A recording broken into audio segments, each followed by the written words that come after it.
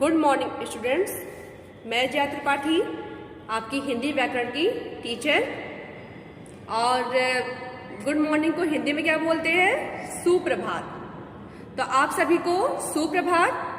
और आज हम लोग मैं आप लोगों को हिंदी साहित्य और हिंदी व्याकरण और संस्कृत ये तीनों ही मैं पढ़ाऊंगी। और आज हम लोग हिंदी साहित्य पढ़ेंगे।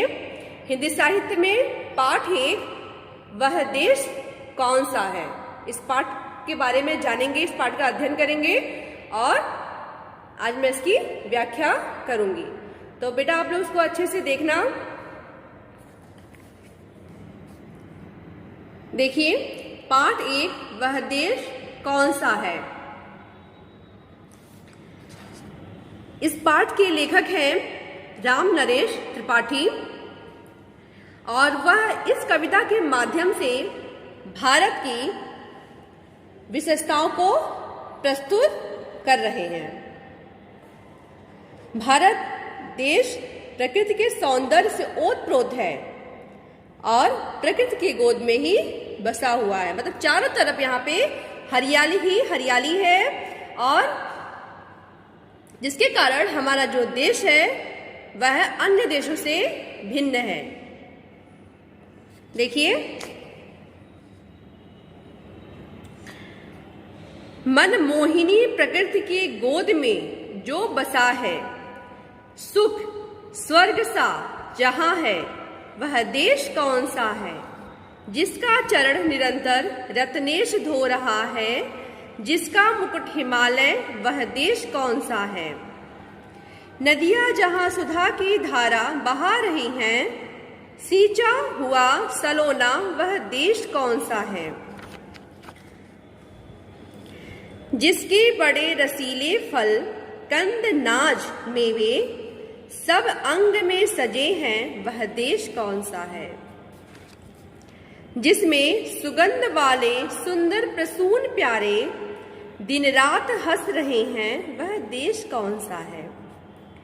मैदान गिरी वनों में हरियाली लहकती आनंद में जहां है, वह देश कौन सा है। जिसकी अनंत धन से धरती भरी पड़ी है, संसार का शिरोमणि, वह देश कौन सा है। सबसे प्रथम जगत में जो सभ्य था यशस्वी, जगदीश का दुलारा, वह देश कौन सा है।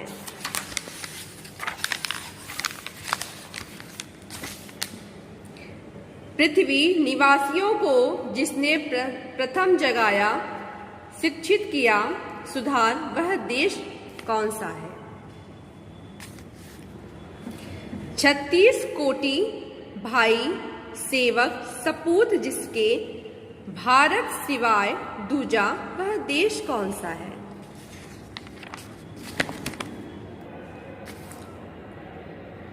मनमोहिनी प्रकृति की गोद में जो बसा है, सुख स्वर्ग सा जहां है, वह देश कौन सा है। मनमोहिनी अर्थात मन को मोह लेने वाली, मन को अत्यंत ही शीतलता प्रदान करने वाली, मन को संतुष्ट करने वाली प्रकृति अर्थात कुदरत की गोद में जो बसा है। मतलब कि मन को हर लेने वाली, मन को मोह लेने वाली जो प्रकृति है, उसकी गोद में जो बसा है, वह देश कौन सा है। तो वह देश कौन सा है? वह देश भारत है। हमारा देश भारत है। अर्थात भारत देश को देखकर ऐसा प्रतीत होता है जिसके चारों ओर हरियाली ही हरियाली है और जो देश प्रकृति की सौंदर्य से ओतप्रोत है, उसे देखकर ऐसा प्रतीत होता है कि मानो वह प्रकृति की गोद में बसा हुआ है। अर्थात वह प्रकृति की गोद में खेल रहा है, वह प्रकृति की गोद में निवास कर रहा है। क्लियर। सुख स्वर्ग सा जहां है, वह देश कौन सा है। और जिसका जो सुख है जिस देश को देखकर जो सुख प्राप्त होता है वह ऐसा प्रतीत होता है कि वह स्वर्ग के समान है। वह स्वर्ग के समान है। कौन स्वर्ग के समान है? हमारा भारत देश। जिस प्रकार स्वर्ग में सुख ही सुख होता है, चारों ओर आनंद ही आनंद होता है, चारों ओर प्रसन्नता ही प्रसन्नता होती है, उसी प्रकार जो भारत देश है जिसके चारों ओर प्रकृति ने अपने सौंदर्य को बिखेर रखा है और जिसको देखकर अत्यंत ही सुख की अनुभूति होती है, वह देश कौन सा है? वह देश हमारा भारत है, जिसका चरण निरंतर रत्नेश धो रहा है और जिस देश का जो चरण है, चरण का अर्थ होता है पैर, जिस देश का जो चरण है, पैर है, वह सदैव, निरंतर का अर्थ होता है सदैव, वह सदैव रत्नेश अर्थात सागर, सिंधु धो रहा है। अर्थात भारत देश को देखकर ऐसा प्रतीत होता है कि जो सागर है, जो हमारा जो देश सागर से जो घिरा हुआ है, उसे देखकर ऐसा प्रतीत हो रहा है कि वह निरंतर सदैव ही इस महान देश का के जो चरण है वह धो रहा है। जिसका मुकुट हिमालय, वह देश कौन सा है? और जिसका मुकुट हिमालय है, जो हिमालय मुकुट के समान हमारे देश को सुशोभित कर रहा है, वह देश कौन सा है? वह देश भारतवर्ष है। नदियां जहां सुधा की धारा बहा रही हैं, सींचा हुआ सलोना, वह देश कौन सा है? जो नदियां हैं, जो नदियां हैं वो सुधा का अर्थ होता है अमृत, अमृत की धारा बहा रही हैं। मतलब नदियों को देखकर ऐसा प्रतीत होता है कि वह चारों ओर अमृत ही अमृत बह रहा है। सींचा हुआ सलोना, वह देश कौन सा है? और वह सुंदर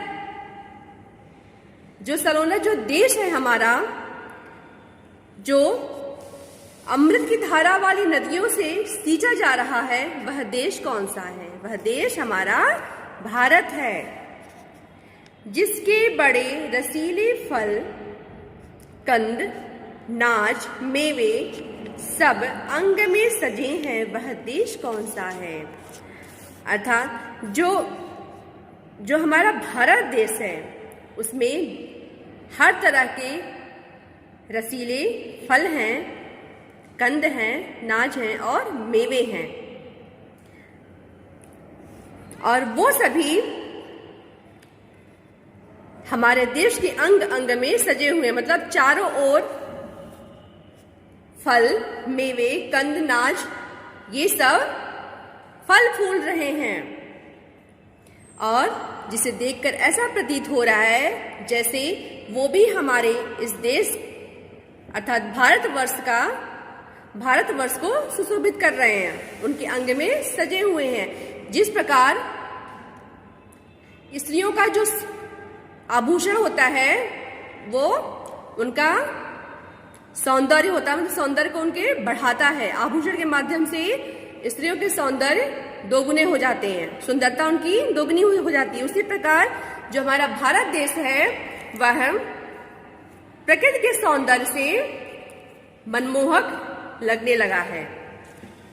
एक बार और देख लीजिए, मैं आप लोग को यहाँ तक आज एक्सप्लेन करूंगी, इसकी व्याख्या करूंगी और कल मैं नेक्स्ट टाइम मैं यहाँ से करूंगी। क्लियर? एक बार और देख लो। मनमोहिनी प्रकृति की गोद में जो बसा है, सुख स्वर्ग सा जहां है, वह देश कौन सा है? मनमोहिनी अर्थात मन को मोह लेने वाली जो प्रकृति है और उस प्रकृति की गोद में हमारा भारत देश बसा हुआ है। सुख स्वर्ग सा जहां है, वह देश कौन सा है? और जहां पर स्वर्ग के समान सुख है, वह देश कौन सा है? जिसका चरण निरंतर रत्नेश धो रहा है, जिसका मुकुट हिमालय, वह देश कौन सा है? और जिसका चरण अर्थात पैर निरंतर अर्थात सदैव, रत्नेश अर्थात समुद्र, जिसका चरण है, जिसका पैर निरंतर अर्थात सदैव समुद्र सागर सिंधु धो रहा है। रत्नेश का अर्थ होता है सागर, उसको सिंधु भी कहते हैं, ठीक है। भारत देश को देखकर ऐसा प्रतीत होता है जो चारों ओर जो समुद्र से घिरा हुआ है वह समुद्र निरंतर उसके चरण को धो रहा है। जिसका मुकुट हिमालय वह देश कौन सा है? और जिसका मुकुट हिमालय है, जो हिमालय मुकुट के समान देश को सुशोभित कर रहा वह देश कौन सा है? तो वह देश भारतवर्ष है। नदियां जहां सुधा की धारा बहा रही हैं, सींचा हुआ सलोना वह देश कौन सा है? नदियां, जो नदियां जिससे सुधा की धारा अर्थात अमृत की धारा बह रही है, उस अमृत की धारा से सींचा हुआ जो सुंदर सलोना देश है वह देश कौन सा है? वह देश है भारतवर्ष। जिसके बड़े रसीले फल कंद नाज मेवे सब अंग में सजे हैं वह देश कौन सा है? जिसके बड़े रसीले अर्थात जिस देश में रसीले फल कंद नाज और मेवे उगते हैं वह देश कौन सा है?